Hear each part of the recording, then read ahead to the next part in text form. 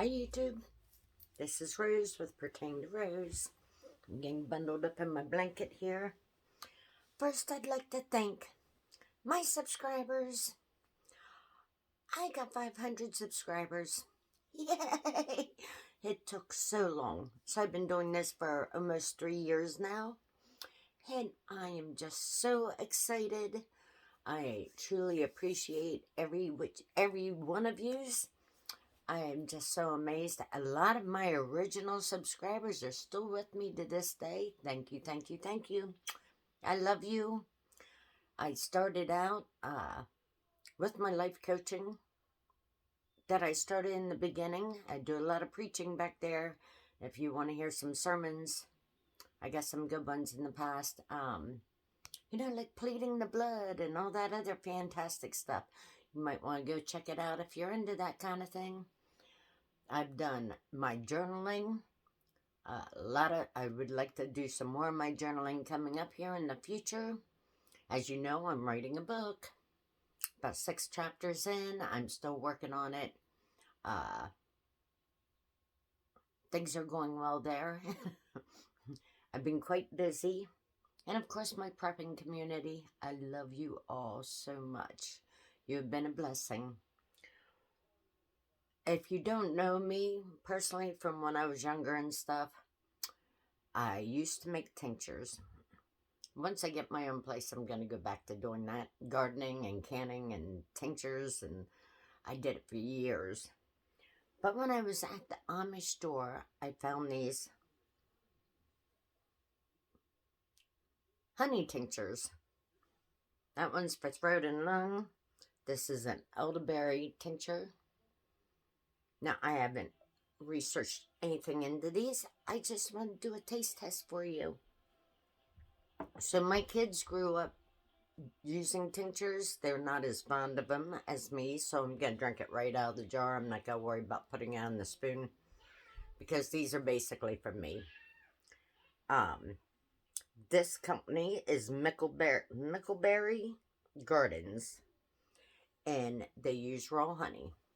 So if you do use raw honey for your tinctures, do not give to a child under the age of 1. And some people actually say don't give it to a child under the age of 3.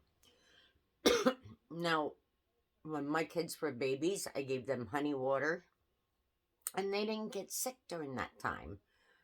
But my doctor told me, can't give children honey because it causes botulism in children. That I did not know. I stopped giving them the honey, and of course, then they started getting sick all the time, colds and flus and whatnot. So I did do tinctures. I made mine with alcohol. You can do them various different ways. The herbs and stuff I grew out of my garden.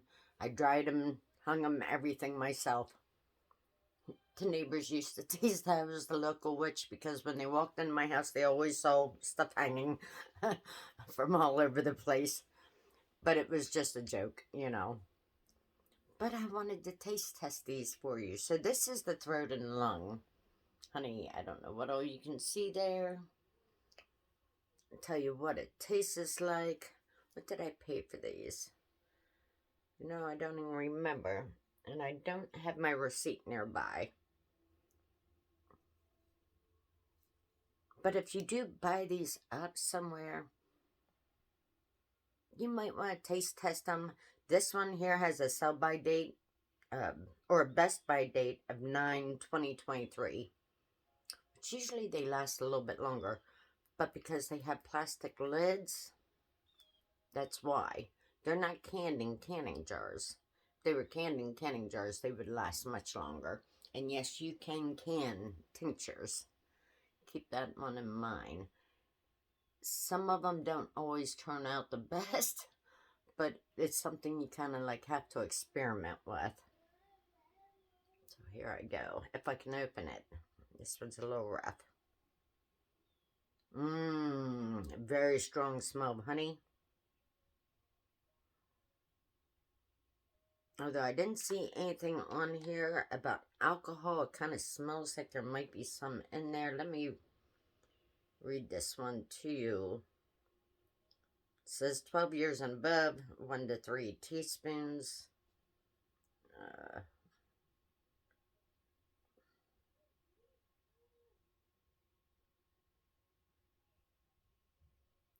Propolis extractia,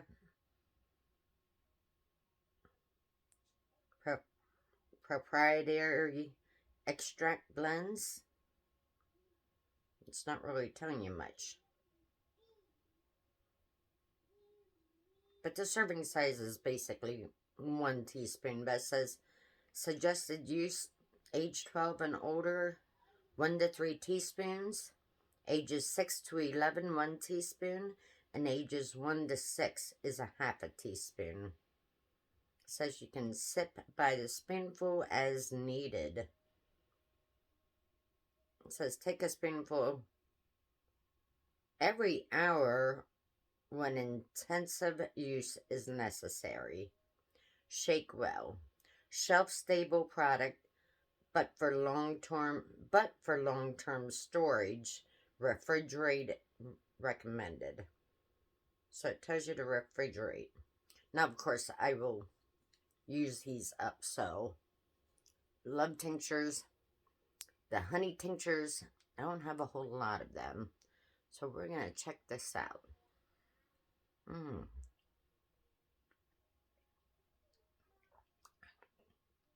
Oh my. Might be good in a little cup of tea. It's very strong. Oh.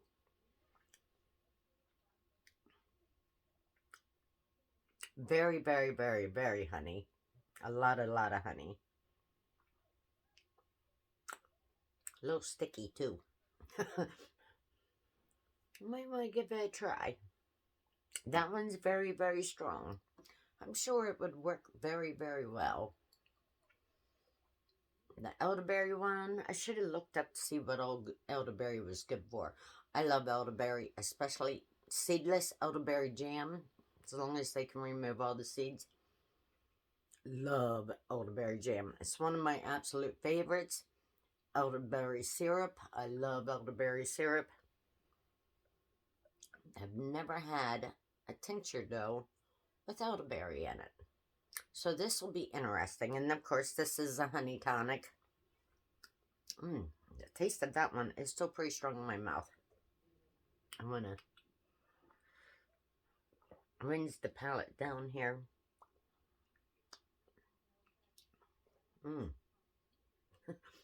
Finishing it up with my coffee.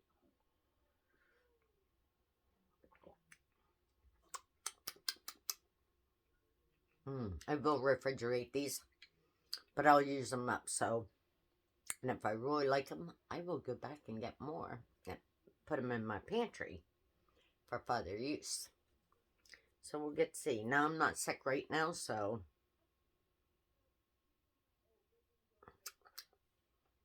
I might have to do a video when I am sick to let you know how well they done. Still trying to rinse that flavor down. It's not so much the aftertaste. I can taste a lot of the honey. I just want to make sure my palate's clean for the taste test of this one.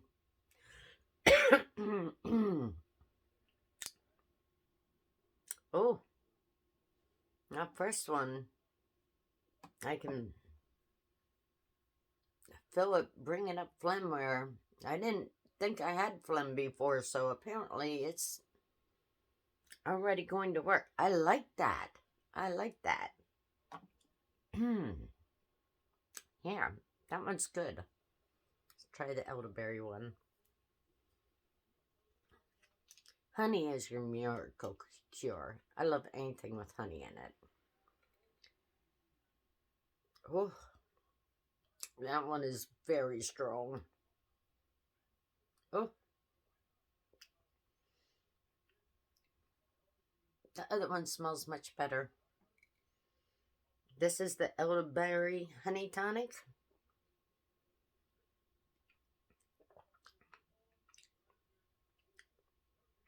Oh. Smell isn't great, but wow, the taste is amazing. Mmm.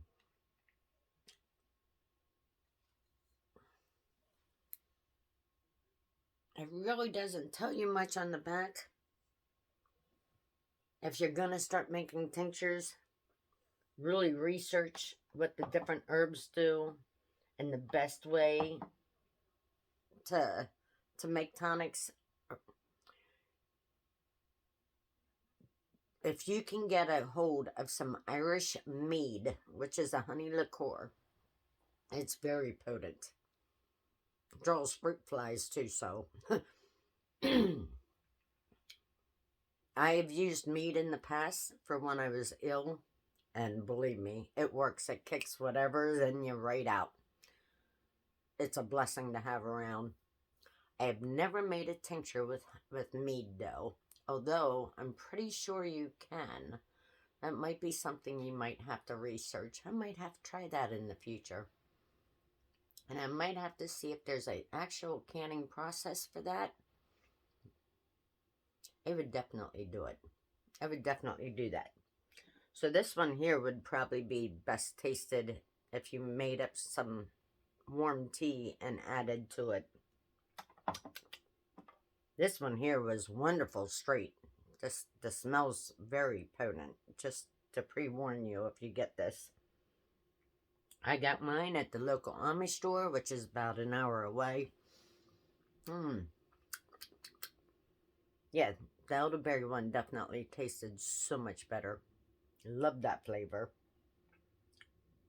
Tell me what you think and what do you use. Because in the future, medicines are going to cost a lot of money. And having an idea on how to make tinctures and what you can use to make tinctures might be good. I mean, especially if you don't drink alcohol, but you have alcohol in your prepper pantry, and you might be saving it to barter with, look to see if you can use in some tinctures, because I'll tell you what, when you get sick, and it seems like nothing is making you feel better, a lot of times these tinctures will kick it right out of you. And this is how people did it in the past. They couldn't afford to go to the doctors. They didn't have insurances. Really keep that in mind. They had to make up their own with what they had. They would hit up the local midwife to see if there were some herbs they could use for certain ailments. And she would tell them what herbs to pick, you know. And they would make their teas out of them. You can do a tea too, which I've done that in the past. You do what you need to do. And the tinctures has always helped me. So consider, looking up on how to make a tincture. And I'm not a medical professional. I've only done it, in the past to help me, my family. That's totally up to you, what you do. So I'm just excited to have a little bit of knowledge on it, that I can go out. Of course, I'm one of those people that can live off the herbs. I absolutely love them. Especially different things can really, really help you with a lot of stuff. Now, I'm not saying it's going to cure you, but if it relieves some of those symptoms, yeah, I would do it. Really consider it. Maybe study it for a while and see what you think. Of course, each person's his own. You might disagree with me totally. But do you know where aspirin came from? Original aspirin came from white willow bark.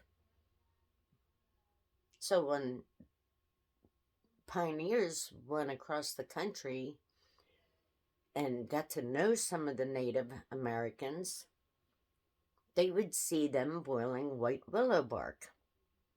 And when they questioned about it,